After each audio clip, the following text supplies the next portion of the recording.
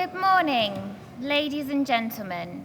May I take this opportunity to welcome you to Royal Holloway. This ceremony is being filmed. After the ceremony, the video will be made available to download from the graduation website.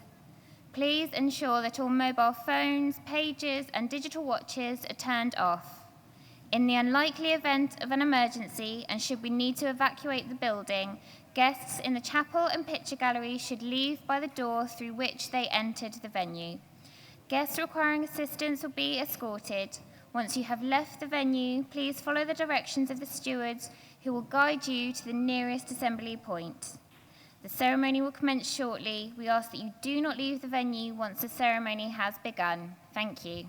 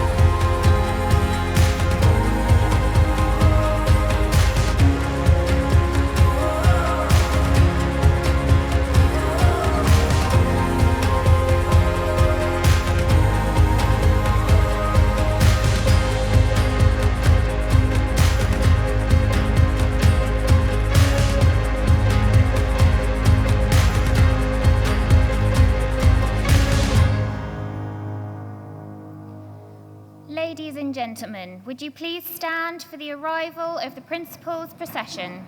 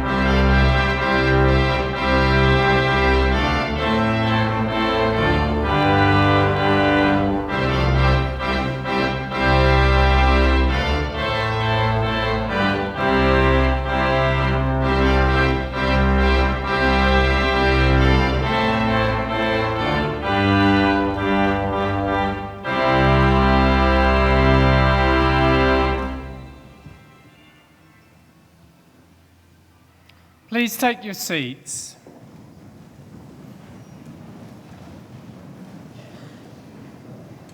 Distinguished guests, parents, friends, and above all, our graduands. On behalf of the college, I'm delighted to welcome you to Royal Holloway on this very important occasion, our graduation ceremony. It's wonderful to see so many people here gathered for this unique occasion. We welcome those of you who are visiting for the first time, as well as those returning to a place that has become very familiar to you. To you all, and especially to those about to graduate who have been awarded first degrees and postgraduate degrees, we extend a very warm welcome. At this ceremony, we will also be awarding an honorary degree of the University of London to Jane Ann Gardier. We hope you enjoy this ceremony and have a memorable and happy day. Ladies and gentlemen, we now welcome the graduands procession, led by the Dean of Management, Economics and Law, Professor Bob O'Keefe.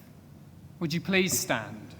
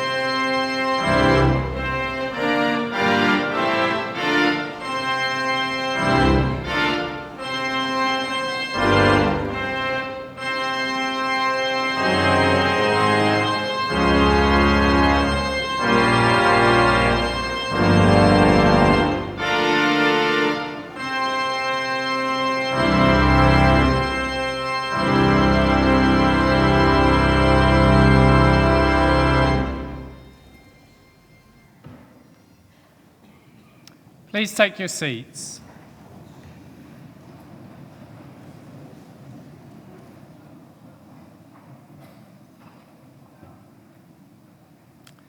During this morning's ceremony, graduates from the Department of Economics will be presented to the Principal, Professor Paul Lazelle. The first group of graduates presented this morning are those who have studied towards first degrees. These graduates have studied for 3 or 4 years for the degree of Bachelor of Arts or Bachelor of Science. They will be followed by graduates who will be awarded the degree of Doctor of Philosophy. Their research has made an original contribution to knowledge through the discovery of new facts and the exercise of independent critical judgment. Please remain in your seats for the duration of the ceremony. The order of presentation is set out in your graduation program. I now call upon the Dean of Management, Economics and Law, Professor Bob O'Keefe.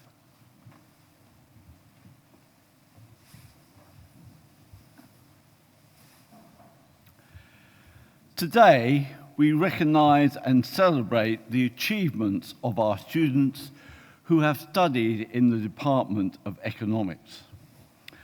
The discipline of economics is ultimately a practical one that carries the potential to improve policy and contribute to society over a wide range of issues. Economics is far more than money and banking. It informs policies in areas as diverse as immigration, health, education, and warfare. The department is engaged in many practical topics, in addition to teaching and researching the fundamental underlying theory that economics so relies upon. The advice of economists is always sought, although not always followed. Economists may not always be able to predict, but they are able to inform and enlighten. An economics degree at Royal Holloway allows our graduates to take up traditional economics jobs in banking, in consulting, accounting, and other positions in major companies. Some will provide future advice to governments, business, and others. No doubt some will be ignored by governments or politicians. But many will establish their own firms, go on to further study, work in the voluntary sector, and do a variety of things that contribute. We trust that they have learnt to contribute to society and their community, wherever their future community may be. It is now with great pleasure that we move to the presentation of graduates.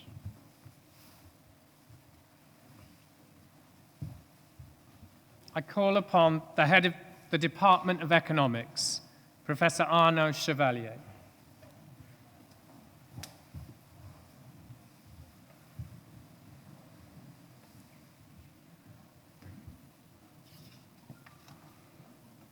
Principal, I would like to present graduates from the Department of Economics. For the award of Bachelor of Science in Economics and Management, Samuel Botrus.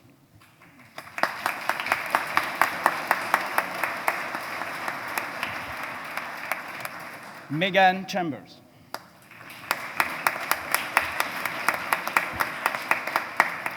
Anis Ghazali.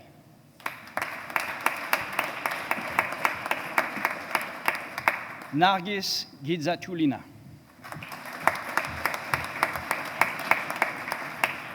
Maximilian Hill.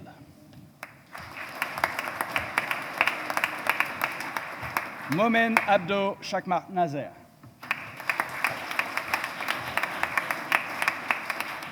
Andrea Cristova Perez.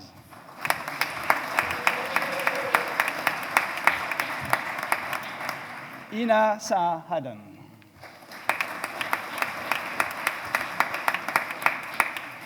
Sarah Salvador.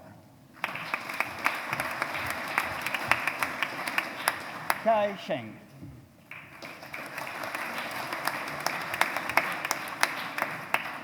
Wanchi Sun.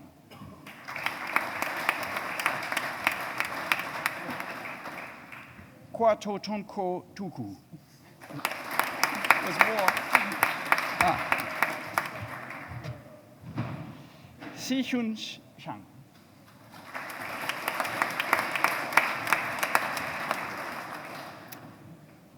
For the award of Bachelor of Science degrees in Economics and Mathematics,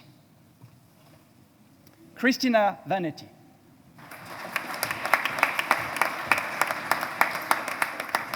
Nehil Hamad.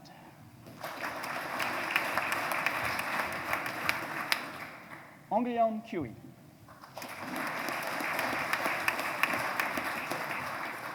Austin Goldthorpe.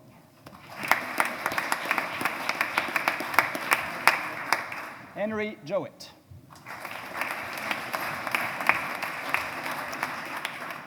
Ivona Majijovic.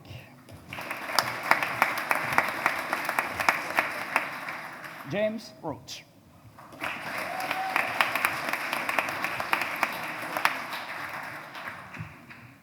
Elizaveta Zavoshkina.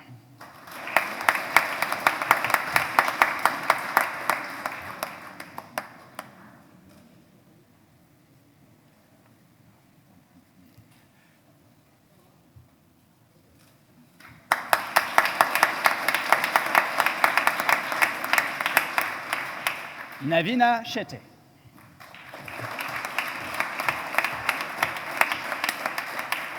Anurakti Sood.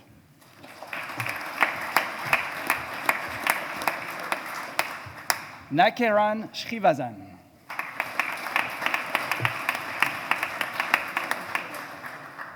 Irena Vera.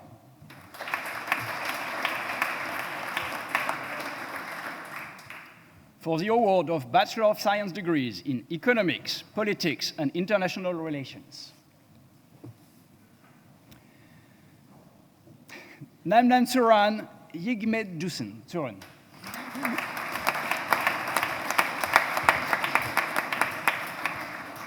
Chloe Johnson.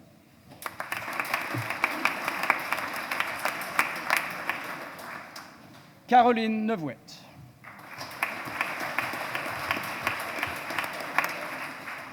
Manaf Safarini.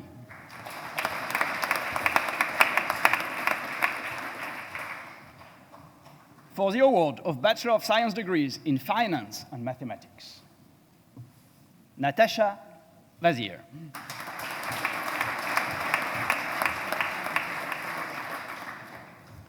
For the award of Bachelor of Science degrees in Accounting, Finance, and Economics, Joseph De Vries Robe.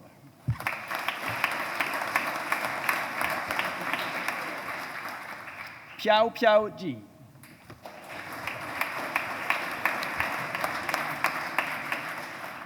Hao Tian Ke.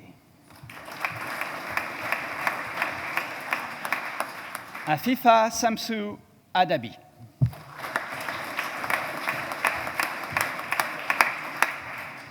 Anya Wu.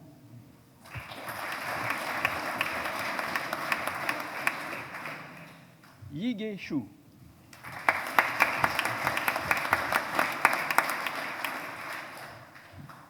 For the award of Bachelor of Science degrees in Politics, Philosophy, and Economics, Giorgio Paone.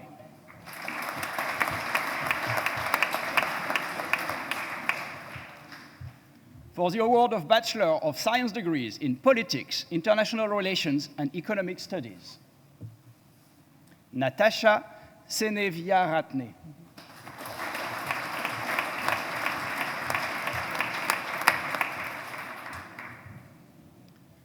For the award of Bachelor of Science degrees in Economics, Olamide Adeosun.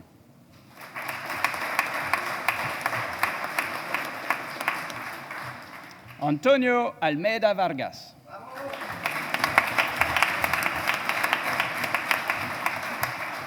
Philopatir Amin. Aryaman Aroa. Yasmin Aziz. Alexei Babish.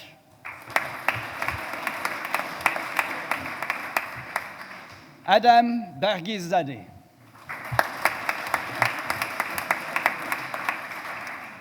Paramvir Bansal.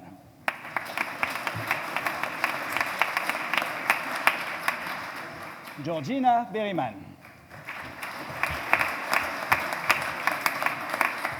Arsh Batia.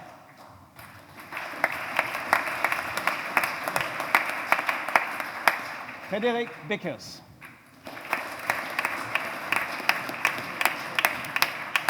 Jonathan Bigil.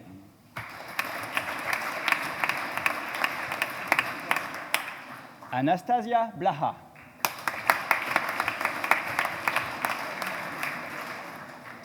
Muhemin Choudhury. Rohan Das. Roshan Efik.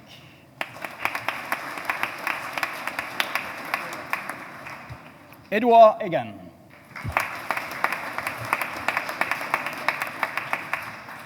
Kate Exelby.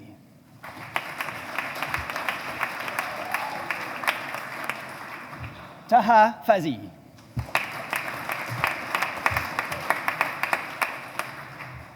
Jan Fleischhacker.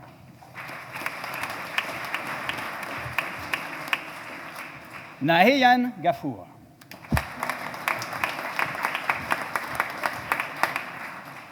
Charmin Gafour.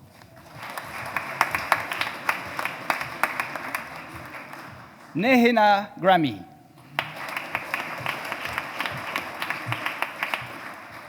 Nimrit Jill.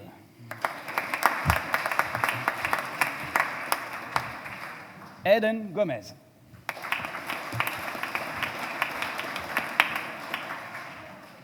Shiwani Gurung.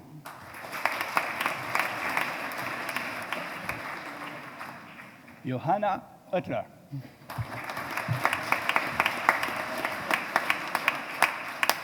Bryony Johnson Newell.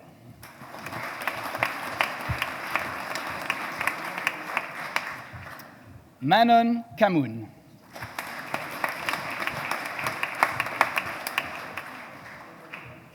Vinay Kashyap.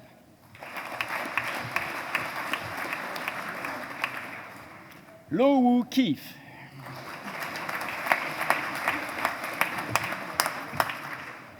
Liam Kenny.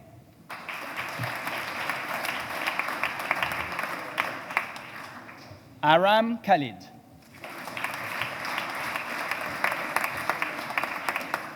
Vladimir Kravchenko.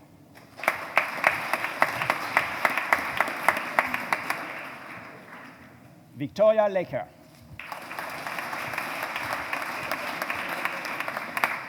Anissa Latif.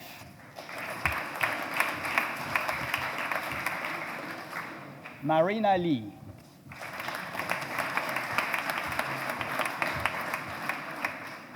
Jason Yunbun Liu.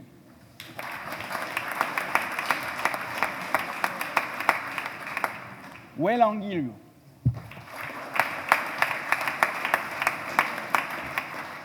Emily Nadine Love. Alexander Lyons.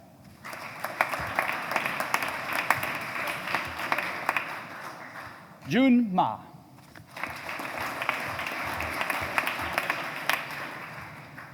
Yingmeng Ma.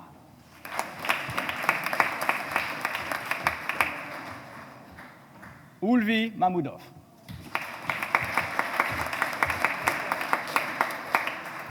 Kabir Malhotra.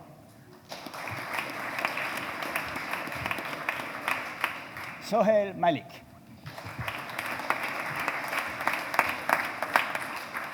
Alina Waz Mamdani. Arthur Marcade. Alexander Marichik.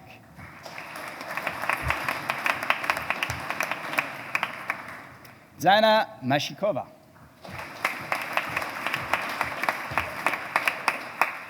Catherine McCann.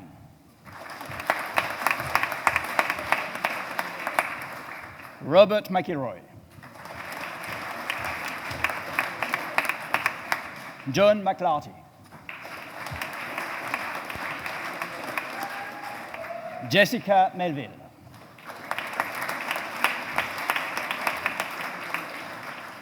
Soami Mendes Adjezi.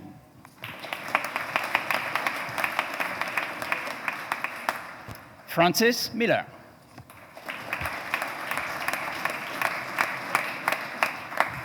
Shyam Mistry.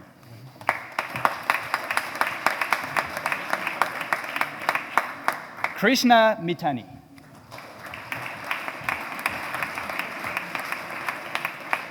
Alexandria Morgan.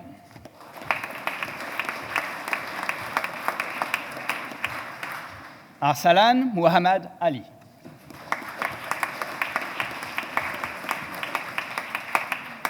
Guldaria Mushlisova.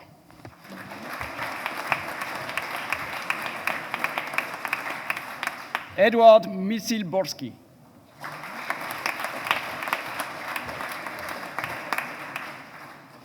Tarini Namwong.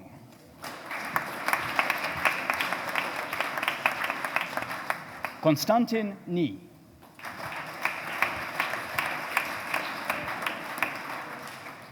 Rizbanu Nizar.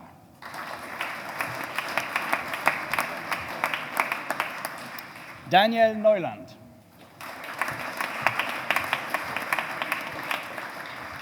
Jonathan Nuguze.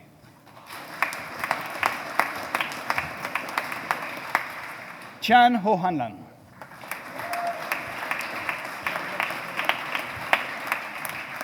Tejal Patel.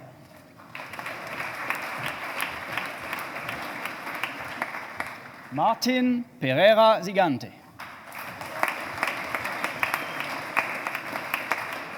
Dominik Piorkowski.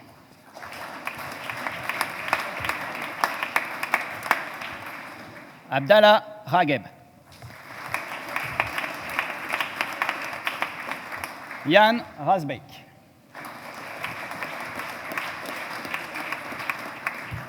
James Rushton.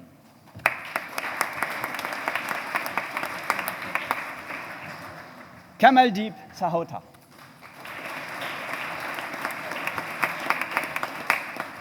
Arvinder Sangera.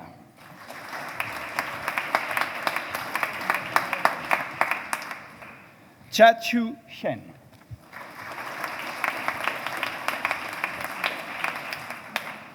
Amrit Sidhu.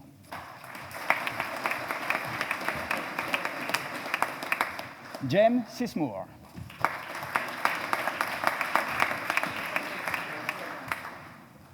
Chloe Smith.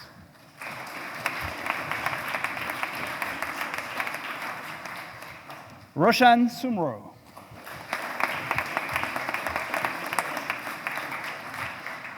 Dana Sudbet Bayeva.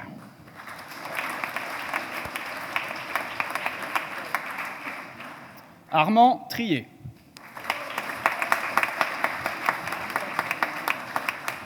Ignacio Urios Gomendio.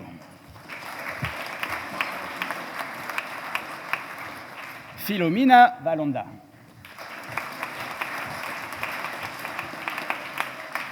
Ismaël Lotfi.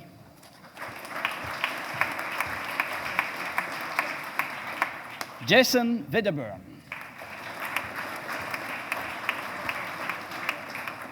Sam Whitley.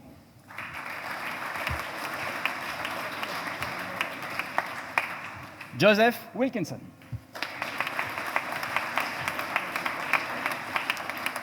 Tse Yao.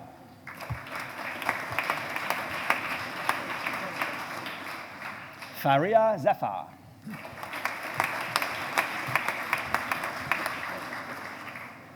Yan Yi Shang.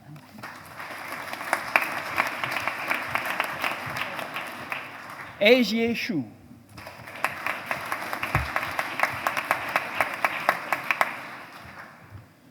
For the award of Bachelor of Science degrees in Financial and Business Economics, Carolina Abramsuk.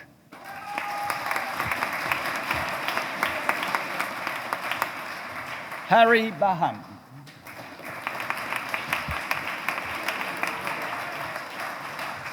Mehmet Kaya.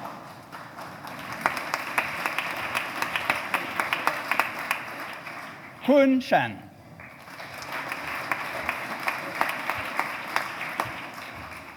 Yongwon Chen.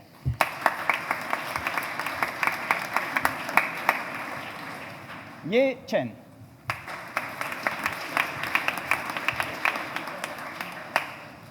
Yutsen Chi.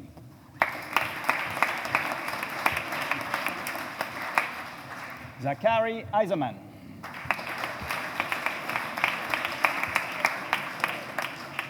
Benjamin Gibbs.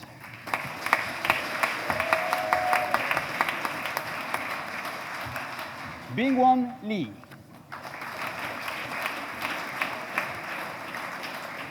Paige Lusher.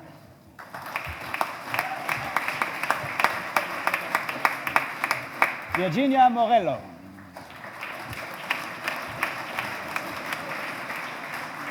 Meina Nagati.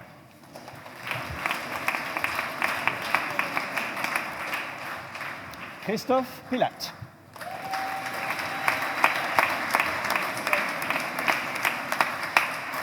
Carl Rapp Olsson.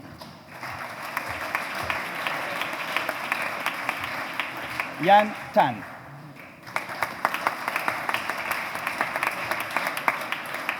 Matthew Thompson.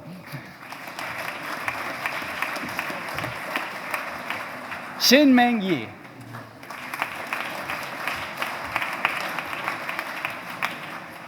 Fengxi Zhang.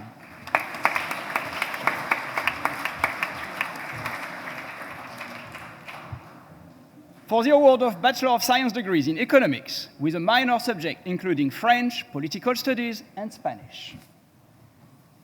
Zoe Amos.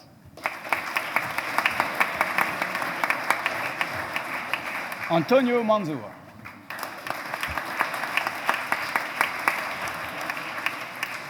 Nathalie Rees. Carl Brandt. Emma Nolan.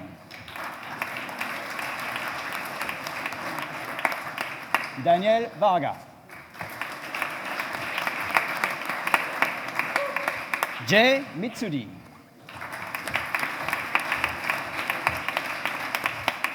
Taha Nika.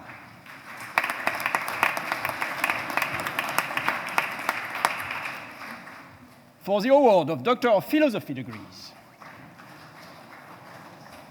Essays on Human Capital and Labor Supply, supervised by Dr. Hahu Gemichi, Lena Hassani Nezhad.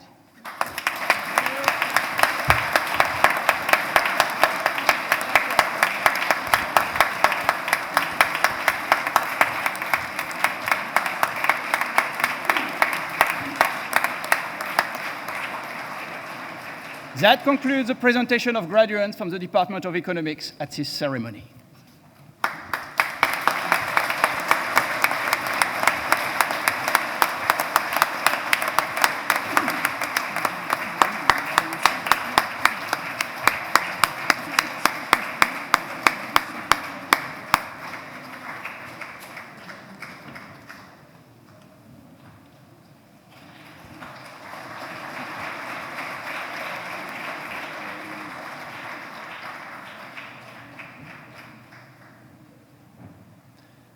I call upon the Dean of Management, Economics and Law, Professor Bob O'Keefe, to present a prize to a graduate in the faculty.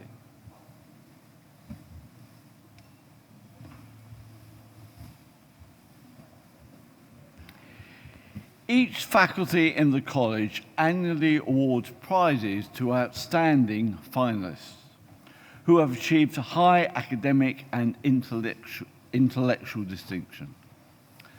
The Harrison Prize was established by a gift from Miss G. Harrison to Royal Holloway College and is awarded annually to an outstanding Joint Honours graduate. I call upon Megan Chambers, a Joint Honours student from the Department of Economics and the School of Management, to receive the Harrison Prize from the Faculty of Management, Economics and Law.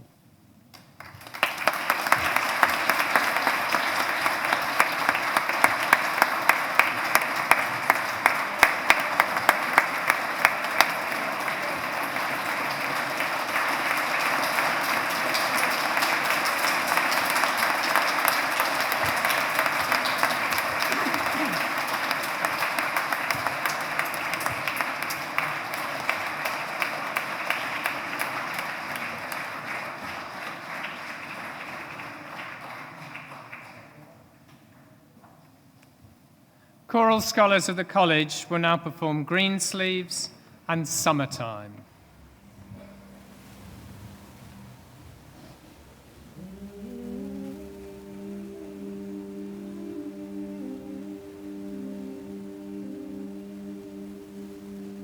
Alas, my love, you do me wrong to cast me off discourteously, and I have loved you so long, delighting in your company.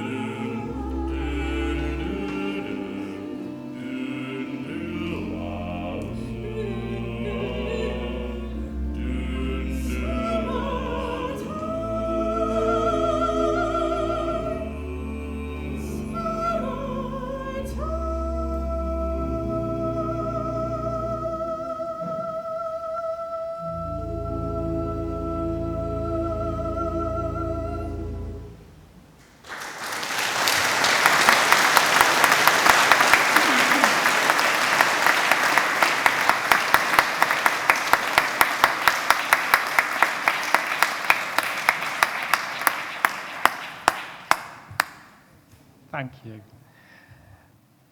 The College Teaching Prizes were created in the year 2000 as a way to acknowledge and reward activities which have a beneficial impact on the way that students learn.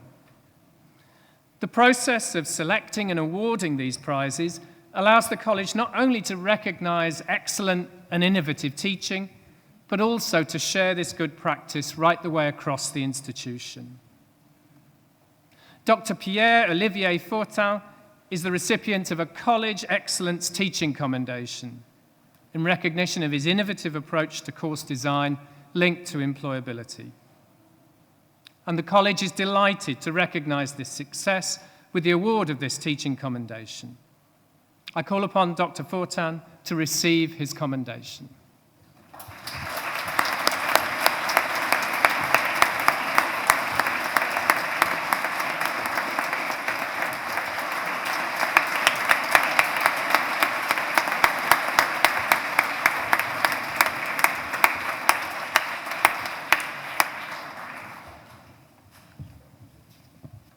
We will now proceed with the award of the honorary degree of the University of London.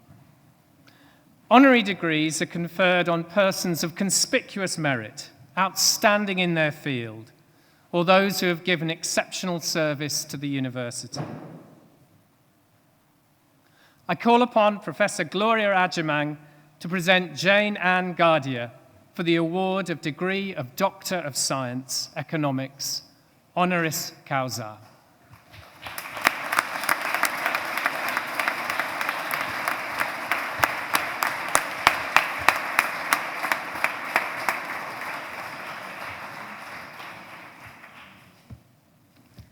Principal, it is my pleasure to present to you Ms. Jane Ann Gardier.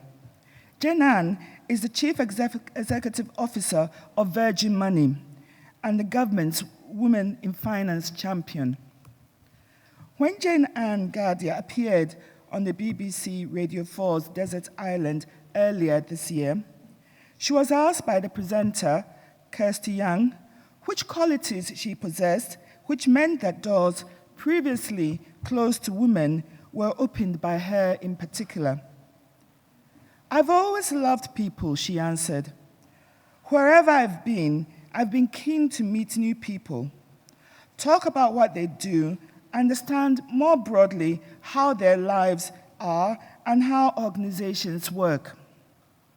Balance sheets and numbers are just the output, but it's the people that make the business, serve the customers, and do great things."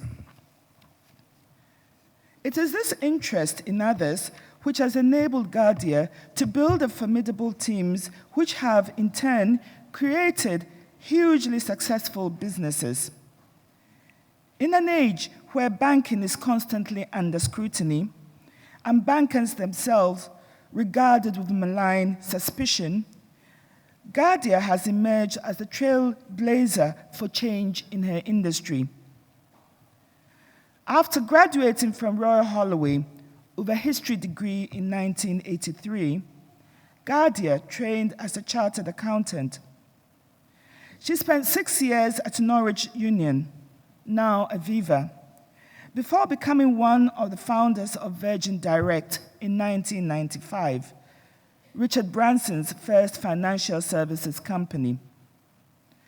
Under Gardier's stewardship, by August 1997, Virgin Direct had £1 million of funds under management and 200,000 customers. The thrill of experiencing a working business that you have built yourself is pretty much unrivaled. Gardier wrote about setting up Virgin Direct in her 2017 autobiography, The Virgin Banker. In 1998, Gardier set up the Virgin One account, which was acquired by the Royal Bank of Scotland in 2001.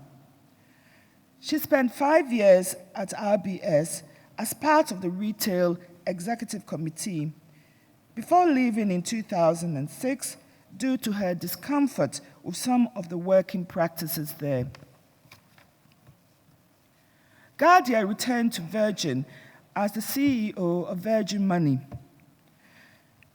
In 2012, Virgin Money acquired Northern Rock, the poster child of the financial crisis, as Guardia describes it in The Virgin Banker. She and her team turned the infamous bank around, and in 2014, the company she had co-founded some 20 years earlier in a small building in Norwich with 4 million of capital was successfully listed on the London Stock Exchange at a total value of £1.25 billion. That same year, Guardia was awarded a CBE for services to banking and voluntary service. In 2015, Jainan led a government review into why women make less progress in financial services than in other industries. I was pleased to be asked, but slightly dubious about the task, she wrote in The Virgin Banker. Ash, Guardia's husband, whom she met at Royal Holloway, and I had both wanted to succeed on our own merits and not be part of any program of positive discrimination. But she was intrigued by the data which showed that the financial services industry was woefully bereft of women in senior positions. There are still only 7 women CEOs in the FTSE top 100 companies. Her findings led to HM Treasury's Women in Finance Charter, a commitment by firms to work together for gender equality in financial services. So far, more than 200 have signed. In 2016, Guardia was appointed as a government Women in Finance champion. A vocal supporter of businesses' responsibility to make a positive contribution to society, Guardia is a trustee of the Tate Gallery and non-executive director of the Dumfries House Trust. Perhaps it was her years at an all-boys boarding school in East Anglia, where she was bullied, which instilled in her an ability to thrive in a man's world. Or perhaps it is simply an innate ability to be unapologetically and authentically herself. To live our college motto, which is esse quam videri, to be rather than to seem. In recognition, therefore, of her services to banking, to the advancement of women underrepresented in the financial sector, to her commitment to corporate social responsibility and personal philanthropy, may I invite you, Principal, to confer the degree of Doctor of Science, Economics, honoris causa of the University of London upon Ms. Jane Ann Guardia.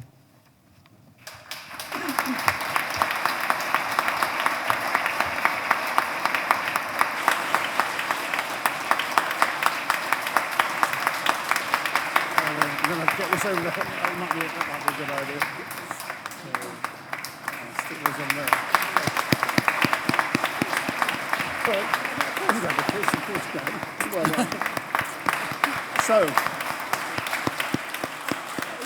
I'll see this to you. So, by decision of Council, I confer on you the degree of Doctor of Science, Economics, honoris causa of the University of London. Congratulations. Thank you very much.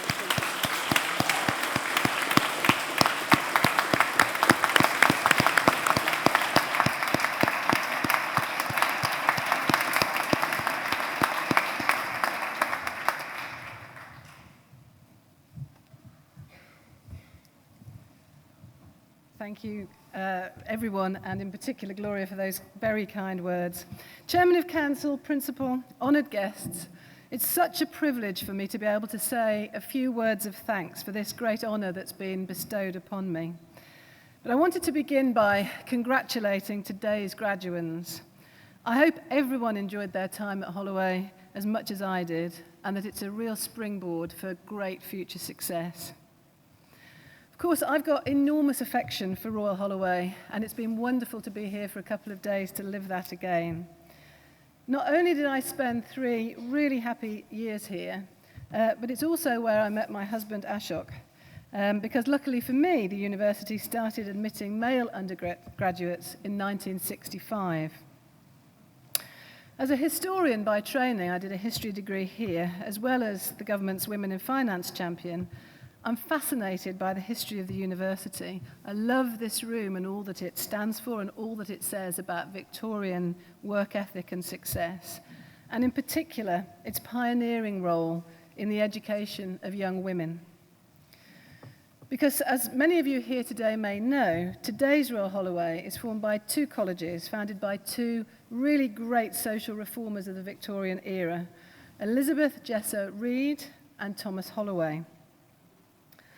Both colleges were among the first places in Britain where women could access higher education, and this was with the express intention of providing a liberal and non-sectarian education for those women. Thomas Holloway was a businessman, but also a philanthropist, and he wanted to invest some of his huge business profits for the greater good.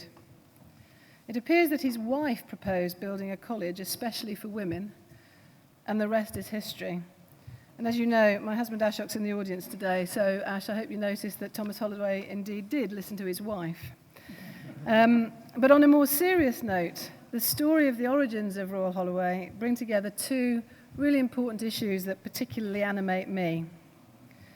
Firstly, I passionately believe that business must be, should be, and should be held to be being a force for good. It should be rooted in the communities in which it operates, and it should be about more than just shareholder value. And that's what we've tried to do at Virgin Money.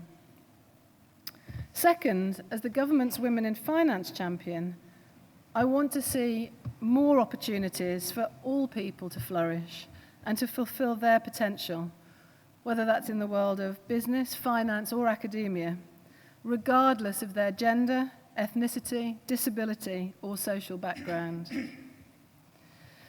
In this, the 100th year of female suffrage, I was honoured to be invited to the unveiling of the statue of Millicent Fawcett in Parliament Square in London.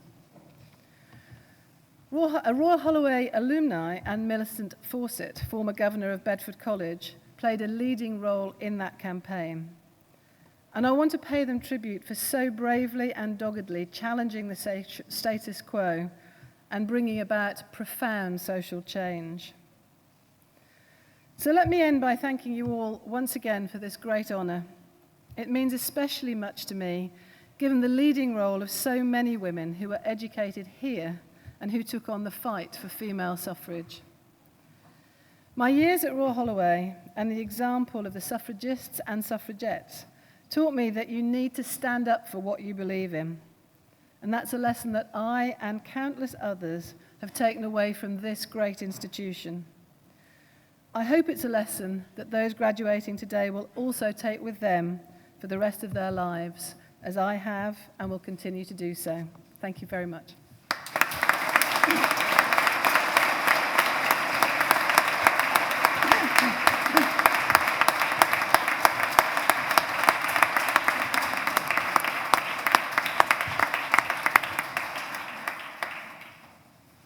That concludes the conferment of the honorary degree and the presentation of graduands at this ceremony.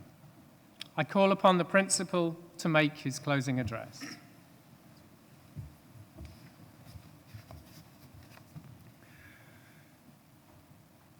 So, Deputy Chair of Council, our new honorary graduate, distinguished guests, ladies and gentlemen, I'm delighted to be able to add my welcome to this graduation ceremony. Although primarily focused on our students, today is an important occasion for us all. For our graduating students, it's a landmark in an educational journey in which they've gained a place in one of the world's top universities, achieved high levels of academic performance, and acquired knowledge and skills that will ease their path into employment. Institutions like ours operate and compete on a global basis, and our students are judged by world standards, making their achievements all the more impressive. For parents, families, and friends, I'm delighted that you've been able to join us today whether from the UK or from one of the 120 countries represented by our international student community. I'm sure you are as proud of our graduate success as they are grateful to you for the support and encouragement that you've given them. So on their behalf, I'd like to thank you for the difference that you've made to them during their studies, and I'd encourage you to be proud of your contribution to the achievements we're celebrating today. All of this would not have been possible without the efforts of our staff, and today is important for them as well. It is said that the two most important days in your life are the day you were born and the day you find out why. As each of our graduates starts a new phase in their life, I hope that we've helped them to find their own why, so that they can embark on the next stage of their lives with confidence and certainty in their own purpose, ambition, and future. There are many factors that have helped to make this happen. Our staff are central to everything we do, and graduates will have engaged with women and men who are leaders in their field. That leadership comes from fundamental and applied research, as the Dean was describing at the beginning, undertaken by each of our staff, with over 80% of that work independently assessed as world-leading or internationally excellent. The curiosity and critical thinking that underpins our staff research will have helped today's graduates develop their own sense of exploration, discovery, and challenge. The same staff deliver high-quality courses, supported by others in the wider learning environment and the Students' Union. And these courses see high levels of satisfaction, as shown in the National Student Satisfaction Survey, where last year we achieved an overall satisfaction measure of 88%. This measure, together with a 10% increase in graduate-level employment since 2015, has resulted in improvements in our position in major league tables, helping to grow our reputation, but more importantly, to help maintain and increase the enduring value of the qualifications our graduates have worked so hard to achieve.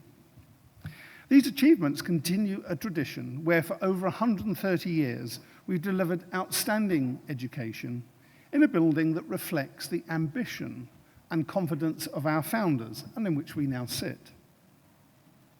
Whilst this building still plays a central role in the life of our university, the needs of today's students and staff are more demanding. And for this reason, 5 years ago, we embarked on a major campus upgrade program, the highlight of which was the opening of the Emily Wilding Davison building.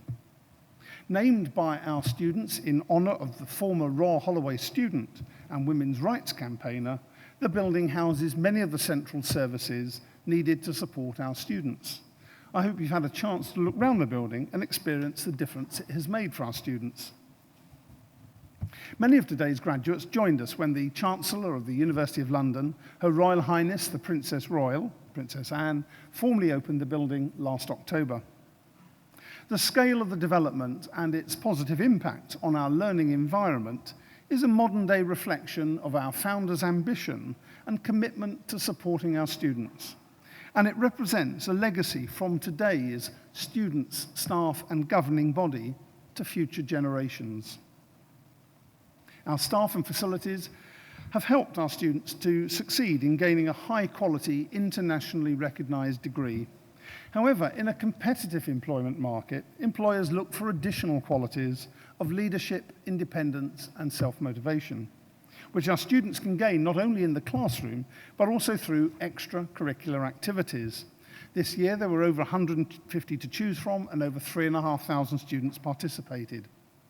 Some of these activities themselves had noteworthy achievements. The Politics and International Relations Society won Politics Society of the Year. The Computer Science Society ran their own internationally attended hackathon, and 9 of our sports clubs won leagues or cups this year, including the fencing club shortlisted for the Bucks Club of the Year. This year, over 2,000 students also took part in volunteering and social action, working alongside 250 partner organisations and delivering over 11,000 volunteer hours. Such has been the impact of that volunteering, this year our students received the Queen's Award for Voluntary Service, the highest award given to volunteer groups across the UK.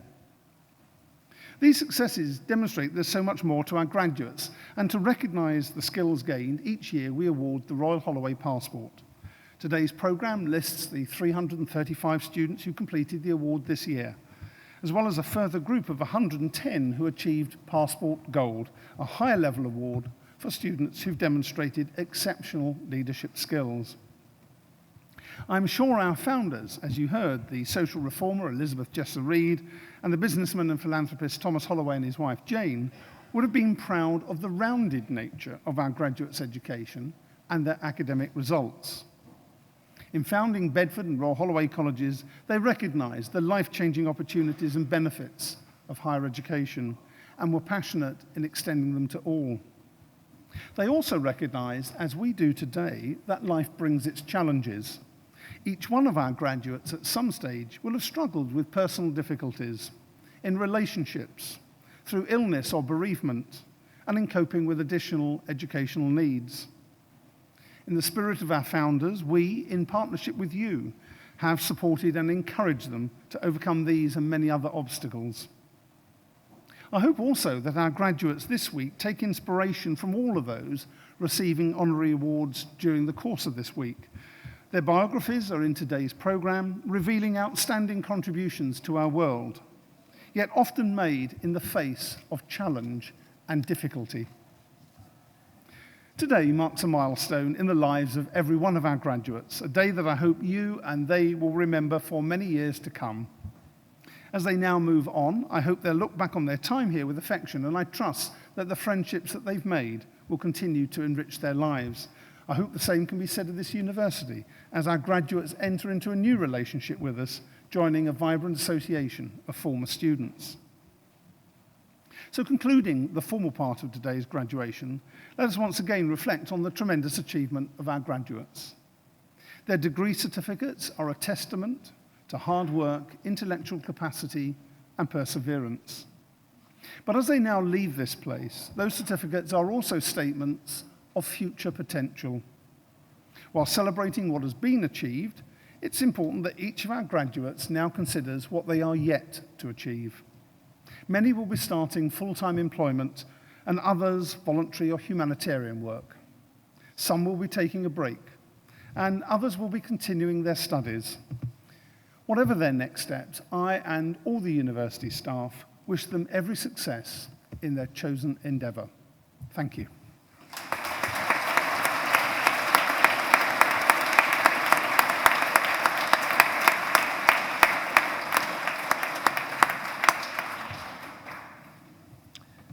That concludes this morning's ceremony. Please could you remain in your seats until after the recession has departed. When you leave the venue, please make your way, as directed by our stewards, to the North Quad, just here, where the graduates will join you. A fanfare will then announce the start of the reception in the South Quad. So could you please now stand for the recession?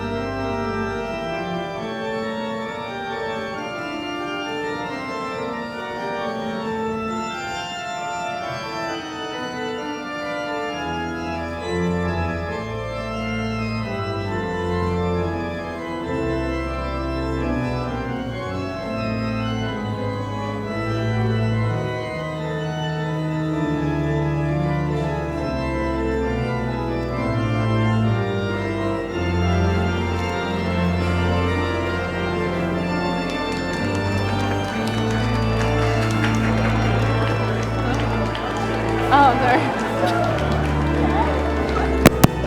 are they going to come to I swear they normally will. Well, some of them will because they go back in for their photos. But there's only like